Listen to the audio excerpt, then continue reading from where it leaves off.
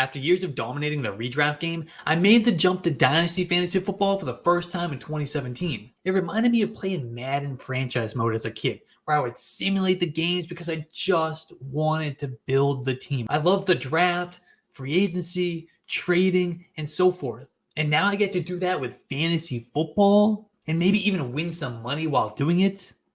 Count me in. I joined 2 leagues that first year and things went pretty well.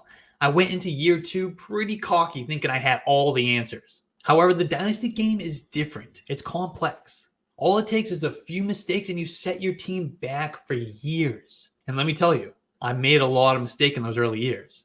With mistakes, though, come lessons learned. And now 6 years into my Dynasty journey, I have gained a ton of knowledge. I've cracked the code to optimal team structure in Dynasty Fantasy Football. Of course, I didn't get to this point without going through some hard times. I've had to rebuild multiple teams because of those early mistakes. Coming out of that, though, I have figured out the rebuild process. Not only can I guide you through an effective rebuild, I can help you to never have to rebuild again. That's right, never again. Let me share.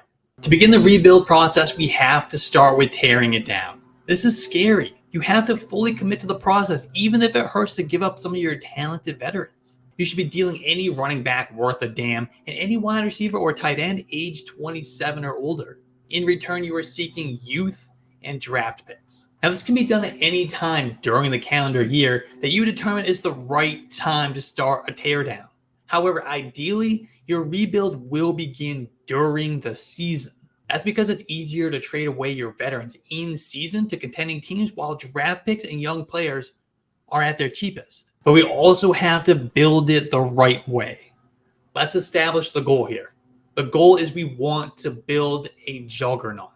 But more importantly, we want a team that can contend every single year. It's easy to rebuild into a competitive team, but it takes a little bit more patience and a little bit more nuance to achieve perennial contender status. One way to ensure that is to collect draft picks. Draft picks are the currency of dynasty leagues. And like in real life, whoever has the most of it can pretty much do whatever they want. The key to a successful rebuild is to collect as much of this currency as you can. Now, this doesn't mean undersell yourself for good players just to get picks. You still want to get a fair return on all of your deals. Most of your future picks will be acquired during that initial teardown period. If you're doing this during the season, as I suggested earlier, your newfound currency is going to sit in your bank and accumulate value from now all the way up to your rookie draft. And there's really no exception to this rule. Why? Because draft picks can't lose their value like players can. Draft picks don't change teams, they don't get benched, they don't suffer injuries, and they are the most insulated asset you'll ever possess in Dynasty. Plus, no matter how good or bad that year's draft class is, rookie fever eventually takes over and Dynasty managers lose control and they want to overspend to draft their guy. Most of your picks are going to come from selling off your veteran players. However, there are other ways to acquire this currency.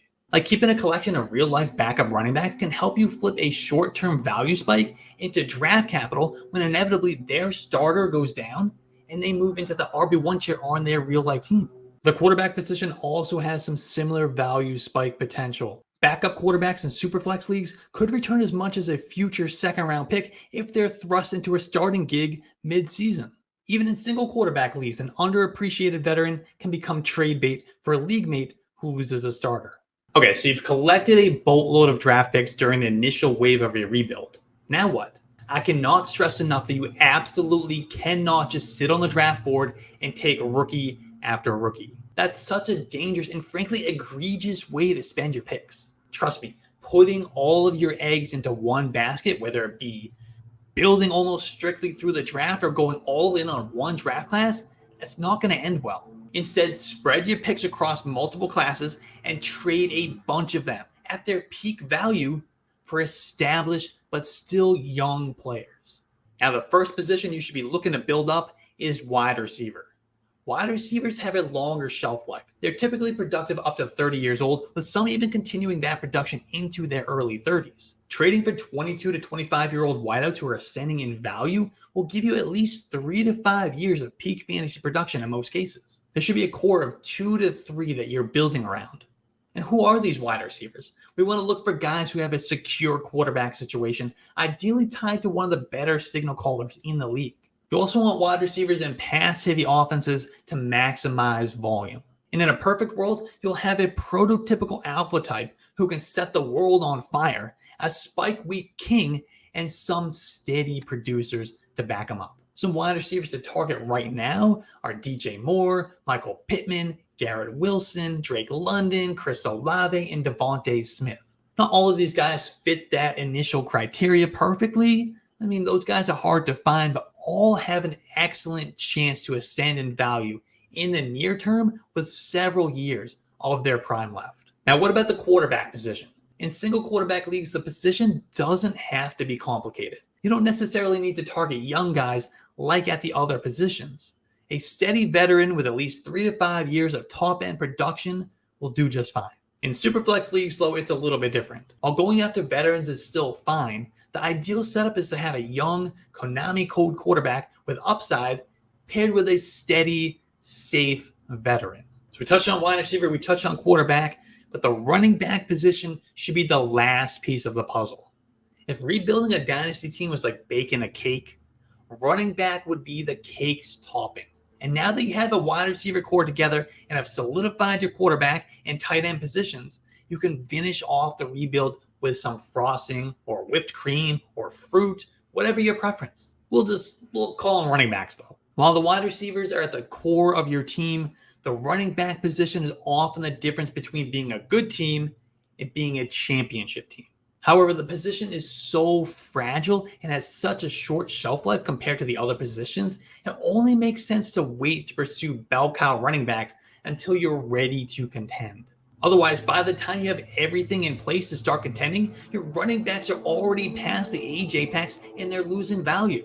When topping your cake, to go back to that analogy, we want to find a running back who is 24 years old or younger and is still on their rookie contract. And we want running backs who are bell cows, someone who's going to have a 70+% opportunity share and a 10+% target share. Some cake topper running backs right now are Bijan Robinson or Jonathan Taylor. We can also consider Travis Etienne, Kenneth Walker, Breece Hall, Tony Pollard, or Rachaad White. One of my biggest mottos when conducting a rebuild is to be patient but aggressive.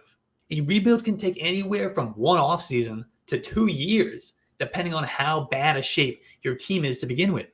If your rebuild is on the longer end, it's hard to not get sick of rebuilding and want to just slap it together and start being competitive right now. While that is possible and will make the current season more enjoyable, your chances of building a team strong enough to actually win a title are probably pretty low. At the same time, you're also killing your chances of building a squad that can grow into a perennial contender, and that's our goal here. I know it's hard, but practice patience to build it the right way, and I promise you it's going to build off in the long run. With that said, once you've collected enough assets and the time has come to start turning them into productive players, you have my permission to be aggressive. Pay up for those young stud wide receivers. Go get that cake-topping running back. It's time to win championships. In part 2 of this Dynasty Rebuild series, I will lay out my formula for never having to descend into full rebuild mode ever again.